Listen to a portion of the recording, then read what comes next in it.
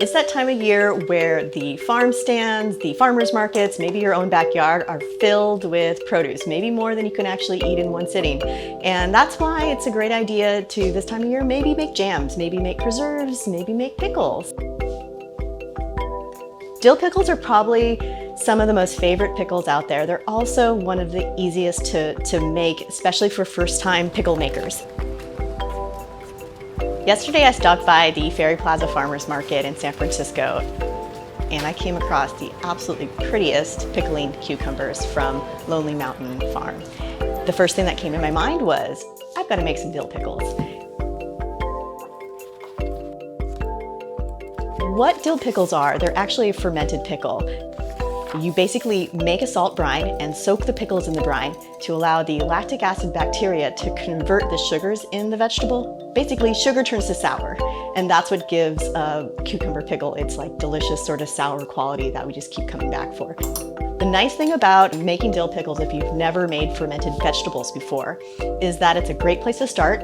You can do it within a few days and you can taste your results.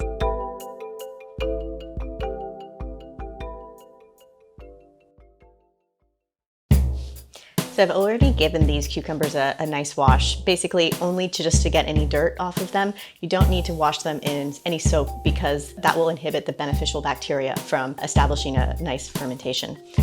I'm going to trim off the blossom end. You can see that on this cucumber, it's hard to tell what the blossom end is, but on this one, it's very easy. If you get a cucumber like this, just look for the paler side. This would be the side that's a little bit darker. That's the stem end. The blossom end is what you want to trim off because that's where enzymes live, and that'll make the pickle a little bit softer.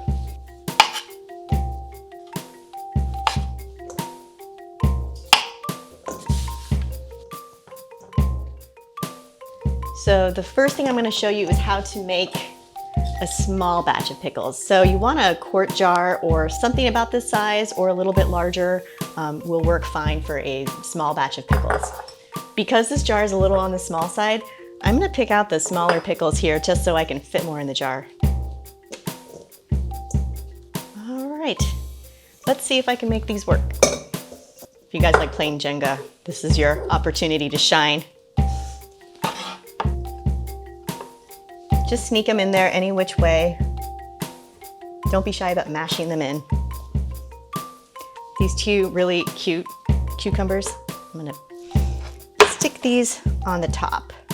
All right, it's a pretty good fit. Next, I'm gonna add a little garlic. This clove's kind of big, so woo! Smash it up. Shove that in the side there. And then this is kind of crazy, but at the market, I did buy some dill, but this is not just any dill. This is like, this dill was taking over my kitchen. I mean, how beautiful is that? Flowering dill is a bonus if you have it, but you can also use a nice dill sprig. Just gonna shove this here, just in the side. Come on, cucumber. All right, work with me. Okay, so this already actually smells sort of like dill pickle. Maybe that's why they call them dill pickles, because they use dill. For 2 cups of water, I should mention that I filtered this water. If you do have hard water in your area, filter it, use bottled water. We want to do everything we can to ensure that the beneficial microbes have the environment they want, so they'll make a nice fermentation. 2 cups of water and 1.5 tablespoons of salt is a good ratio to start out with. Dissolve that up.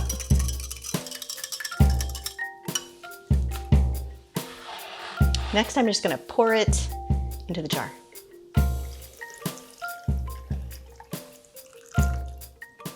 Wah! Got too much in there.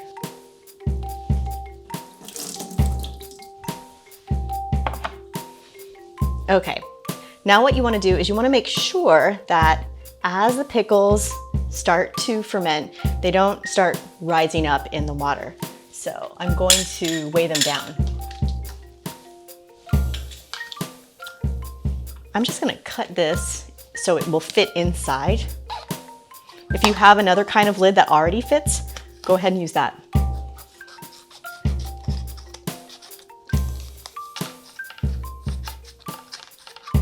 It really doesn't have to be completely perfect. It just needs to fit inside so it can kind of hold things down. Okay, so that's looking good. So for my final small batch salt fermented pickle step, I'm gonna put this lid on. It's actually something that's an airlock. There's a tiny little hole right in the center that will let out just the gas during the fermentation. So every day for the next 3 days, what you do is just squeeze this and it literally burps the jar. So this is called an airlock. There's a lot of different types of airlock, but this is the simplest and it is designed to fit on a quart mason jar.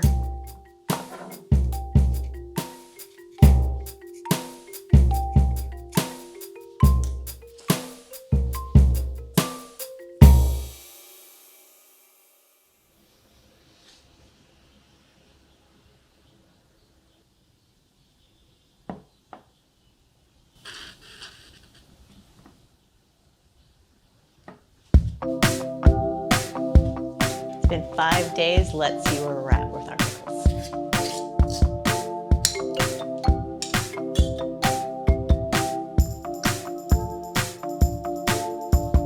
Ooh, I can already smell that these smell delicious. So what I'm looking for is the bubbles that I saw earlier in the week. They've subsided and now there's just only a few tiny bubbles left. I'm just gonna pick up one of these guys.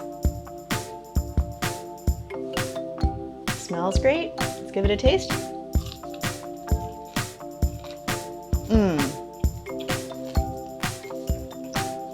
Now that's a bit dill pickle. I'm gonna store these in the refrigerator and just eat them as I'd want. They'll keep for at least a month. They'll just maintain the same flavor since they're chilled in the fridge, and it'll kind of limit how much they'll change in flavor. Thank you for watching another video from Team Wabash, and stay tuned for more videos.